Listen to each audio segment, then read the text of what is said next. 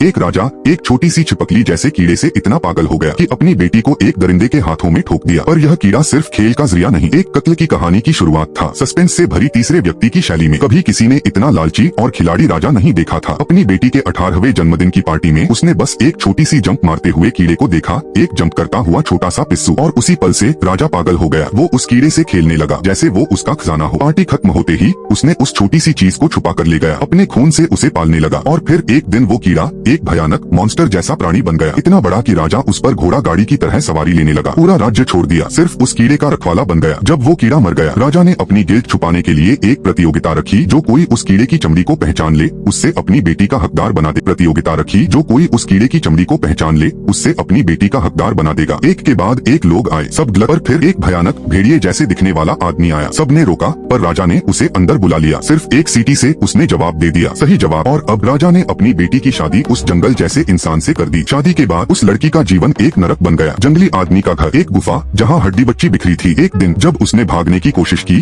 तो वो दरिंदा पीछा करता हुआ क्लिफ तक पहुँच गया। लड़की ने एक रस्सी के सहारे भागना चाहा, पर वो मॉन्स्टर हाथ से उस रस्सी को पकड़ लिया। बचने के लिए उसने रस्सी काट दी और मॉन्स्टर नीचे गिर गया, पर वो मरा नहीं, वापस आया और सबको एक एक करके मार डाला। आखिरी में सिर्फ राजकुमारी बची। और जब उसने मॉन्स्टर के सामने गिड़गिड़ाकर जिंदगी की भीख मांगी, उसने छोड़ दिया। लेकिन वो सिर्फ एक चांस था। जब उसने अपना गार्ड गिराया, राजकुमारी ने छुरी से उसका गला काट दिया। कुछ दिन बाद राजा बिस्तर पर था, गिल्ट से भरा हुआ। तभी राजकुमारी वापस आई, हाथों में उस मॉन्स्टर का सिर लेकर। राजा टूट गया और अपना राजगद्दी उस बेटी के नाम कर दी जिसे उसने एक जानवर के हवाले कर दिया था।